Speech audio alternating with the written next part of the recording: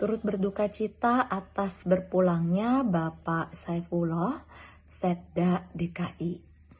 Tadi mobil ambulans yang berisikan jenazah Bapak Saifullah dibawa ke balai kota.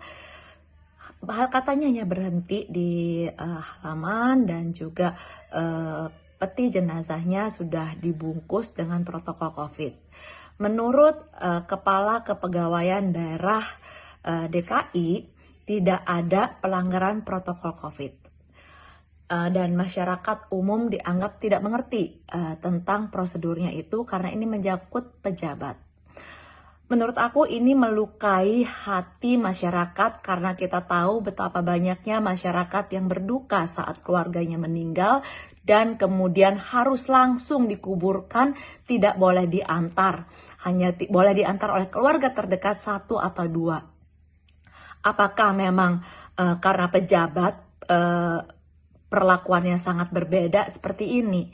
Bagaimana kalau kemudian masyarakat bertanya, boleh nggak kalau keluarga saya meninggal ambulansnya dibawa ke depan rumah kami, parkir sejenak agar kami bisa berdoa dan memberikan penghormatan? Buat Pak Anies Baswedan, kalau memang mau memberikan penghormatan, mengapa Bapak tidak datang ke rumah sakit? Bapak langsung saja di depan jenazah Pak Saifullah. Jadi kalau memang terjadi pemaparan, jadi Bapak yang kena sendiri, jangan seluruh balai kota. Sebuah penghormatan terhadap sosok yang meninggal bisa dilakukan dengan berbagai macam cara. Bapak bisa mengheningkan cipta, memimpin doa di balai kota. Jangan membuat sebuah peraturan yang bagi rakyat jelata, tapi kemudian ada peraturan yang khusus bagi pejabat, dan saya yakin almarhum Bapak Saifullah juga tidak menginginkan itu terjadi. Almarhum tidak menginginkan terjadi pemaparan COVID. Pak Anies, berhentilah untuk membuat berbagai macam kontroversi hanya untuk masuk berita. Sebenarnya aku nggak kepengen lagi bikin video tentang Pak Anies karena aku tahu apapun dalam dunia politik, berita baik ataupun berita buruk itu menguntungkan Pak Anies. For your awareness, and you really need the awareness. Tapi maaf, aku udah gak tahan banget karena sejak PSBB juga jumlah busway berkurang, sementara kita tahu bahwa kantor 20% perkantoran diizinkan beroperasi, mall diizinkan beroperasi, dan ada banyak karyawan. Akibatnya di dalam busway juga empet-empetan. Pak Anies, kalau mau sidak, kenapa tidak sidak di dalam kendaraan umum? Apakah semua sudah mengenakan masker dengan benar? Nggak diturunin di sini atau nggak cuma digantung? Kenapa tidak berani sidak ke kendaraan umum? Kenapa tidak berani sidak ke pasar? Kita semua tahu sumber masalah yang meledaknya itu di pasar. Tapi kita nggak mendengar ada pedagang ataupun pengunjung pasar yang ditindak. Tidak ada juga sidak ke gang-gang sempit, padahal kita tahu banyak yang nongkrong dari foto-foto yang masih nongkrong-nongkrong di depan rumah tanpa masker. Memang paling mudah untuk menilang orang yang lagi nyetir.